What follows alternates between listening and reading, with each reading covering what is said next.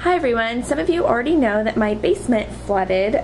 All the water drained pretty quickly, but the fact is that my scrap room was down there and the floor was covered within about an inch of water, so I decided to move some of my scrapping things upstairs for the time being until we figure out if it's going to happen again or not. So I decided to use my dining room as a space that I could use, but I still wanted it to look mostly like a dining room. I didn't want to completely take over the house. So this is my dining room, and as you can see, most of it is still the same. I have pictures on the wall, and my dining room table still here, and I still have my china cabinet. So everything else is the same, but here is where the magic is. Down below my china cabinet, I have, this is what I worked on tonight with my British sidekick, as she likes to call herself.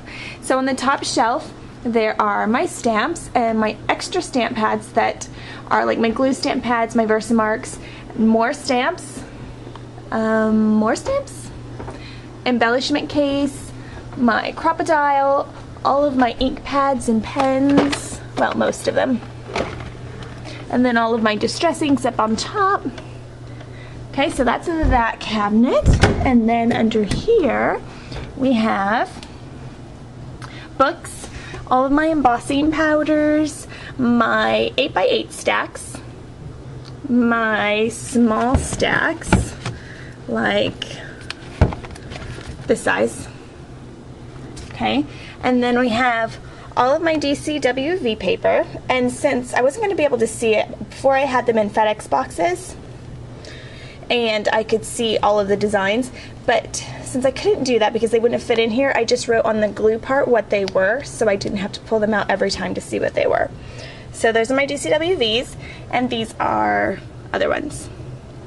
Okay, so then if we shut that, we go over to the bookshelf that I added, which has the big shot on bottom, has my zebra case with all my necessities, like my bone folder, my scissors, my eye rock, and a hole punch, pens, stamp blocks, lots of rhinestones, my stapler, my paper crimper, stamp washer, a couple things of ribbon, all of my adhesives that I use often, liquid glass, and then in here, this little nifty binder, I have all of my Cuttlebug folders, and then past all of my Cuttlebugs, I have my Sizzix ones.